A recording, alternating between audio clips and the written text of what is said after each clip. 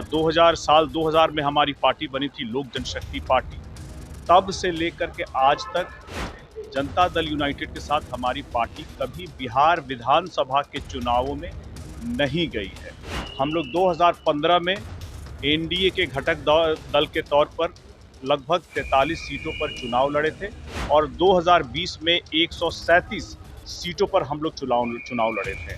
कि लोक जनशक्ति पार्टी हमारी पार्टी के लिए अगर कोई सम्मानजनक सीटों का बंटवारा जो होगा उसमें इन्हीं दोनों सीटों के आंकड़े के बीच में होना चाहिए। नमस्कार, हमारा नाम है समरीन और आपने देखना शुरू कर दिया है लाइव सिटीज। देखिए, बिहार विधानसभा चुनाव में अब काफी कम समय बचा हुआ है और ऐसे में दिन प्रतिदिन कुछ ऐसा घट रहा है जो बिहार की सियासत को काफी गर्मा दे रहा है। देखिए, आपने देखा था कि बीते दिन एक खबर चलाई गई थी, कहा गया था कि एनडीए में सीट शेयरिंग हो चुकी है, कहा गया था कि सीटों का बंटवारा एनडीए के भीतर हो चुका है और उस खबर के मुताबिक ये भी कहा गया था कि एनडीए में जेडीयू के कोटे में 102 सीटें आई हैं, बीजेपी के कोटे में 101 सीटें आई हैं, एलजेपीआर को 20 सीट, आरएलएम को 10 सीट और हमको भी 10 सीटें मिलने जा रही है। देखिए, आपको बता दें कि जैसे ही ये खबर परोसी गई वैसे ही हंगामा खड़ा हो गया। आपने ये भी देखा कि उसके तुरंत बाद एलजेपीआर के सांसद अरुण भारती का भी बड़ा बयान आता है, बड़ा ट्वीट आता है, बड़ा पोस्ट करते हैं अरुण भारती। उस पोस्ट में अरुण भारती ने क्या कुछ कहा था वो भी हम आपको बताएंगे, लेकिन उससे पहले हम आपको सुनाएंगे कि अभी अभी अरुण भारती पटना एयरपोर्ट पहुंचे थे और वहां पर मीडिया कर्मियों ने उनसे सीधा सवाल पूछा, यही जानने की कोशिश की कि क्या वाकई में एलजेपीआर के खाते में सिर्फ 20 सीटें आई हैं। तो जैसे ही अरुण भारती ने इस सवाल को सुना, अरुण भारती ने सीधा जवाब भी दिया है। तो क्या कुछ कह रहे हैं सीटों को लेकर के अरुण भारती, सबसे पहले आप उनको सुनिए। मर्यादा लांघी जाती है तो ये बिल्कुल निंदनीय है और ये हालत तब है जब अभी मुख्यमंत्री नहीं बने हैं। जब मुख्यमंत्री बन जाएंगे, सरकार आ जाएगी, तब ये लोग क्या करेंगे। आप याद कीजिए कि इनका इतिहास और संस्कृति ही यही रहा है। लोकसभा चुनाव 2024 में भी जमुई में एक मंच पर जहां पर खुद तेजस्वी जी मौजूद थे, उनकी महिला उम्मीदवार मौजूद थी और उस वक्त इन्होंने हमारे नेता चिराग पासवान जी की माता जी के लिए, चिराग जी के लिए अपशब्द कहे थे। ये इनकी संस्कृति का हिस्सा रहा है और ये कितना भी नैरेटिव चला लें, कितना भी जनता के हक की बात करें, अंत में ये सत्ता में आकर के जनता के हक का हनन ही करेंगे और कुछ नहीं करेंगे। इन लोगों से राजनीति में सूचिता की उम्मीद रखना बिल्कुल बेईमानी है। यात्रा कर रहे हैं और यात्रा पे कह रहे हैं कि जो है रोटी तवे पे और एनडीए चल गई हवा में। दरभंगा के तेजस्वी जी के मंच से ही प्रधानमंत्री जी को गाली दी गई, अपशब्द कहे गए। जब आप एक प्रधानमंत्री के लिए इस तरह की भावना रखते हैं, तब आप बिहार में सत्ता में आने के बाद कैसी भावना रखेंगे जनता के लिए, कैसे आप जंगल राज की पुनरावृत्ति करेंगे। इस बारे में हम लोगों को ज़्यादा सोचने की ज़रूरत है। जिस तरह से तेजस्वी जी कोई भी जुमला कुछ भी बोल करके जनता को भरमाने की कोशिश करते हैं, ये जनता उनके किसी भी भ्रम में नहीं आने वाली है, कोई नैरेटिव में नहीं आती है।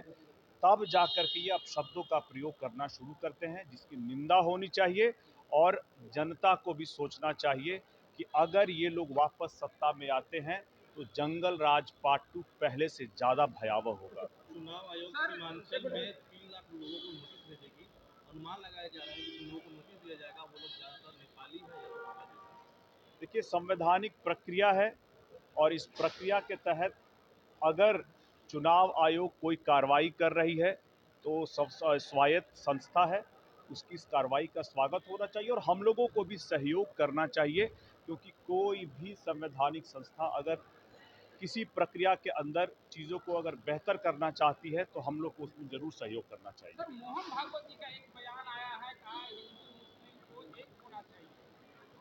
आप बिल्कुल ठीक बोल रहे हैं। देश में हिंदू, मुस्लिम, सिख, ईसाई हमेशा से रहा है कि एक रहना चाहिए और उन्होंने ये बात कहा है, इसका स्वागत होना चाहिए। आरक्षण का भी समर्थन किया है, कहा है 1000 साल तक आरक्षण का दंड झेले जो लोग, हम लोग भी 200 साल झेल सकते हैं, कहीं भी आरक्षण की वकालत की है उन्होंने। बिल्कुल मोहन भागवत जी की इस बात का, जहाँ पर एक बहुत बड़ा तबका अलग अलग कारणों के कारण अगर समाज के मुख्य धारा में आने से नहीं जुड़ पाया है और अगर उसको स्पेशल प्रिविलेज देकर कुछ एक्स्ट्रा मदद देकर के अगर उसको मुख्य धारा में लाने का प्रयास आरक्षण के माध्यम से ही हो तो इसका स्वागत होना चाहिए। यार एनडीए की बैठकें हो रही है और सीट बंटवारा को लेकर के क्या हुआ? आपने बताया था कि बैठकें होंगी, बहुत जल्द सम्मानजनक सीट की उम्मीद है, क्या कहते हैं? देखिए, बातचीत चल रही है और बातचीत पूरी होने दीजिए। जब सहमति पांचों घटक दलों में एनडीए की हो जाएगी, बातचीत पूरी हो जाएगी, फैसला हो जाएगा तो आपको भी इसकी सूचना दे दी क्या जाएगी। लगता है सम्मानजनक सीट मिलने की उम्मीद है रोज बरामला? देखिए, अगर आप मेरी व्यक्तिगत राय लेंगे तो मैं ये कहूँगा कि हमारी पार्टी जब से बनी है, जब हमारे संस्थापक हमारे बीच में मौजूद थे, 2000 में हमारी पार्टी बनी थी, लोक जनशक्ति पार्टी। तब से लेकर के आज तक जनता दल यूनाइटेड के साथ हमारी पार्टी कभी बिहार विधानसभा के चुनावों में नहीं गई है। हम लोग 2015 में एनडीए के घटक दल के तौर पर लगभग 43 सीटों पर चुनाव लड़े थे और 2020 में 137 सीटों पर हम लोग चुनाव लड़े थे। ऐसे में ये मेरी व्यक्तिगत राय है और मेरा मानना है कि लोक जनशक्ति पार्टी हमारी पार्टी के लिए अगर कोई सम्मानजनक सीटों का बंटवारा जो होगा उसमें इन्हीं दोनों सीटों के आंकड़े के बीच में होना चाहिए।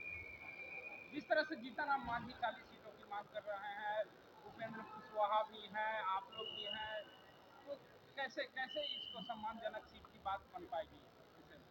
हर दल अपनी ताकत के हिसाब से, अपनी ज़मीनी पकड़ के हिसाब से, अपने स्ट्राइक रेट के हिसाब से और जनता में किस नेता की कितनी स्वीकार्यता है, इसके हिसाब से ही आकलन होना चाहिए। आपने हमारे नेता चिराग पासवान जी के संघर्ष के साथ भी आप लोग रहे हैं, आपने संघर्ष का वो दौर भी देखा है। हर जिले में, हर जगह जा कर के जनता के सुख दुख में शामिल थे, आपने उनकी स्वीकार्यता को भी देखा है।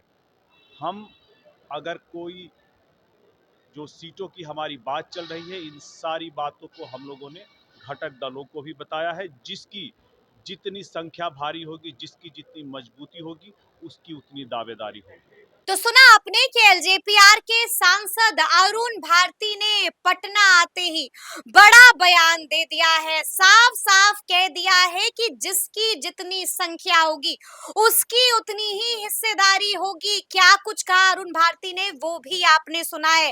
देखिए, इशारों इशारों में अरुण भारती ने बड़ी बात कह दी है, बड़ा बयान दे दिया है। तो चलिए अब हम आपको दिखाते हैं कि अरुण भारती ने अपने ट्वीट में क्या कुछ लिखा था। देखिए, जैसे ही अरुण भारती ने ये ट्वीट किया था वैसे ही बिहार की सियासत गर्मा गई थी। क्या कुछ लिख रहे हैं अरुण भारती, उस ट्वीट को भी आप देखिए। देखिए, अरुण भारती ने बड़ा ट्वीट किया है, बड़ा पोस्ट किया है और अरुण भारती लिखते हैं कि लोक जनशक्ति पार्टी की स्थापना साल 2000 में हुई थी। तब से अब तक पार्टी ने कभी भी बिहार विधानसभा चुनाव जेडीयू के साथ नहीं लड़ा है।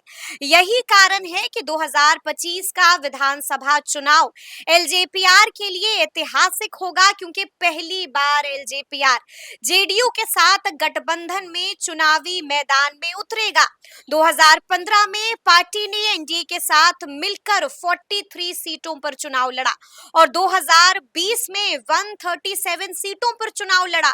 2000 से लेकर 2025 तक हमारे नेता चिराग पासवान जी के नेतृत्व में पार्टी लगातार मजबूत हुई है। इसी पृष्ठभूमि में आगामी चुनाव में मेरी व्यक्तिगत राय में एनडीए के भीतर सीट बंटवारे का एलजेपीआर के लिए सम्मानजनक आंकड़ा इन्हीं दोनों सीटों के आंकड़ों के बीच होना चाहिए, इन्हीं दोनों सीटों के आंकड़ों के बीच होना चाहिए। इसको आप गौर से सुनिएगा। आपने देखा कि अरुण भारती ने कौन सा बड़ा ट्वीट किया है, और हमने आपको ये भी सुनाया कि पटना एयरपोर्ट पर उतरते ही अरुण भारती ने कौन सा बड़ा बयान दे दिया है, बड़ा इशारा कर दिया है, बड़ा संकेत दे दिया है। तो अब देखना होगा कि आगे आगे क्या क्या होता है बिहार की सियासत में। तो फिर ये पूरी खबर, पूरी जानकारी आपको कैसी लगी है, कमेंट करके हमें जरूर बताइएगा।